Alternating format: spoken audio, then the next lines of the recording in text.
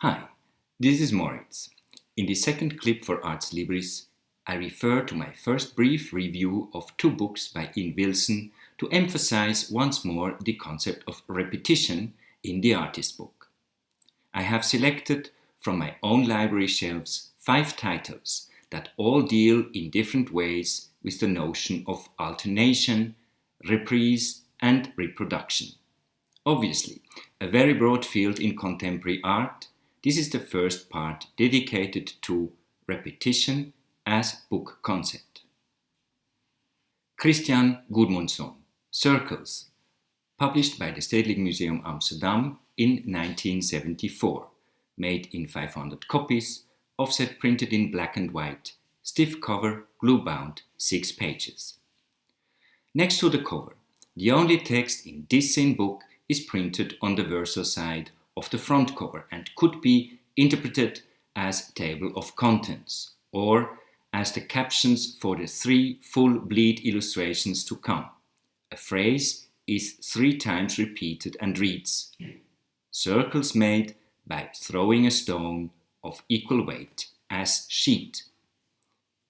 The opposite page shows the first of 3 photographs with circular waves provoked when an object is thrown into calm water.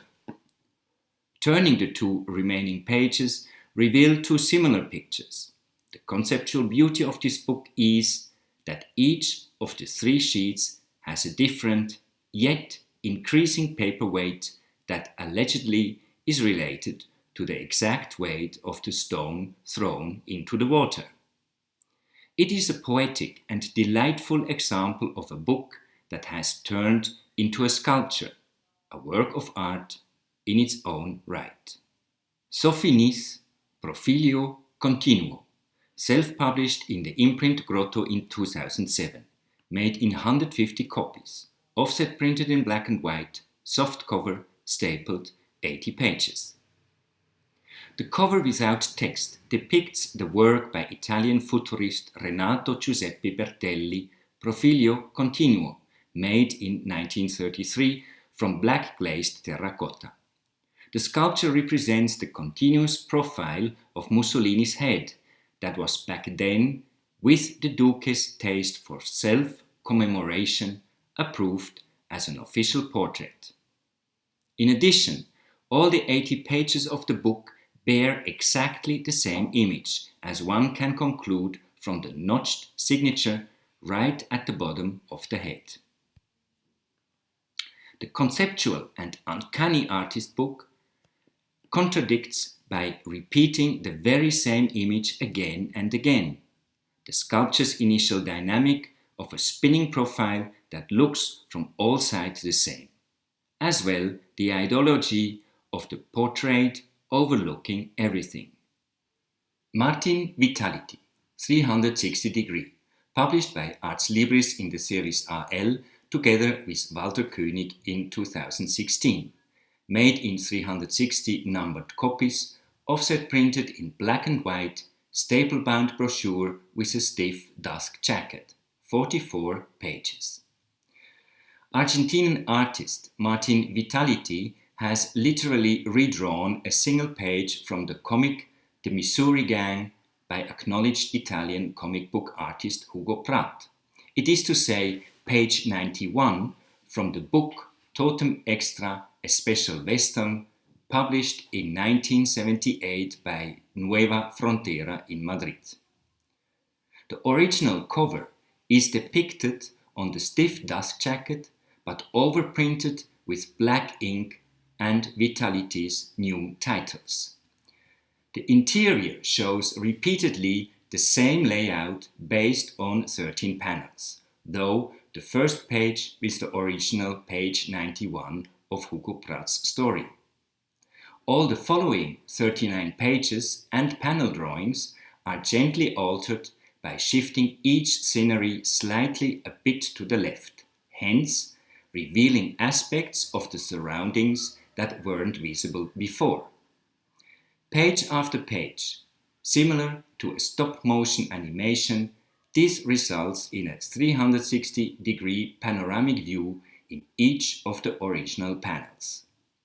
The narrative as such, a story about Indians and rangers discovering a riderless horse and a dead body floating in the Missouri River, remains here meaningless.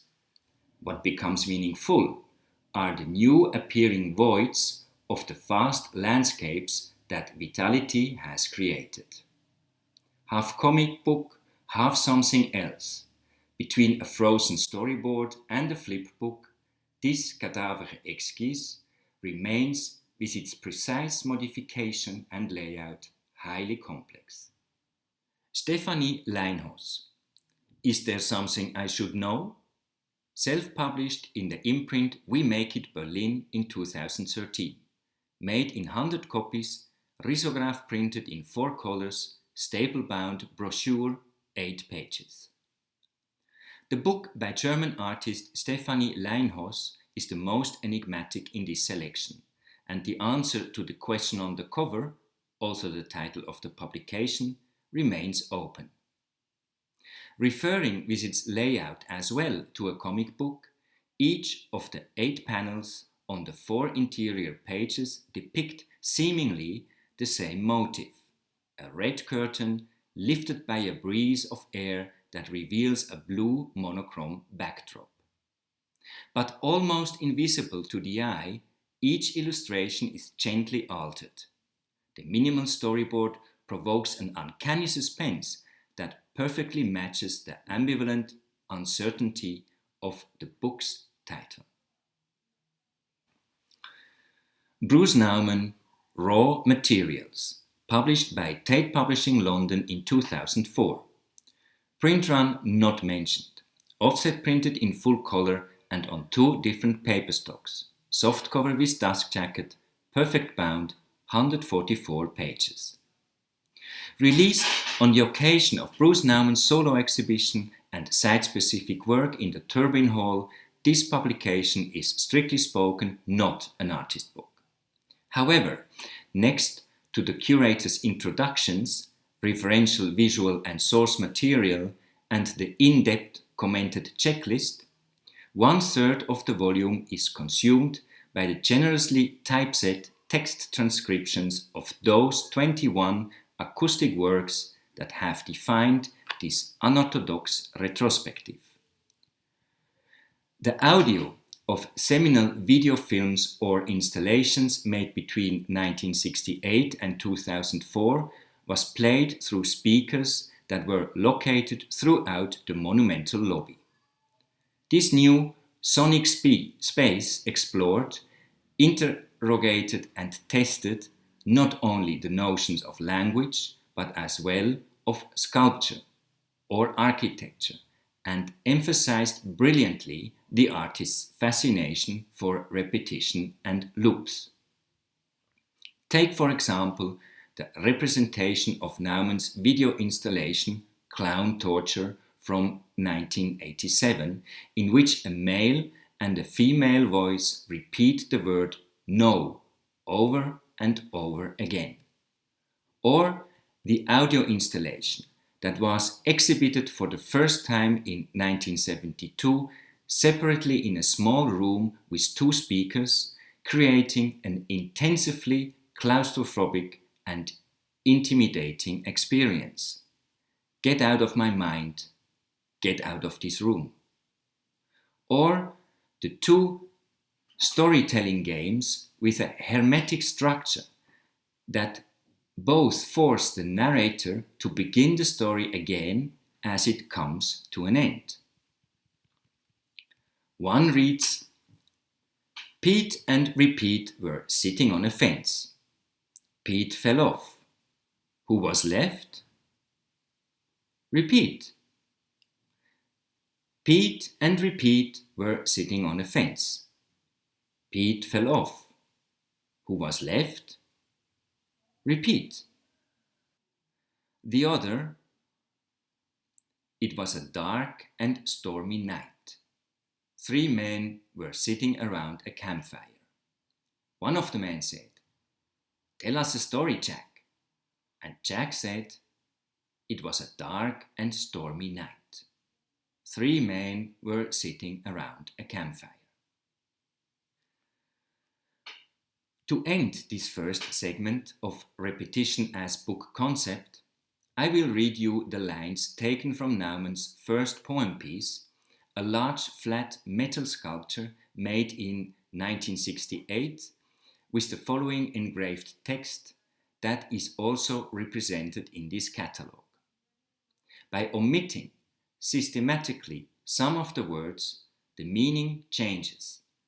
Later in the poem, the word here, in this spot, is replaced by its homonym here, to listen, although only evident in the written text.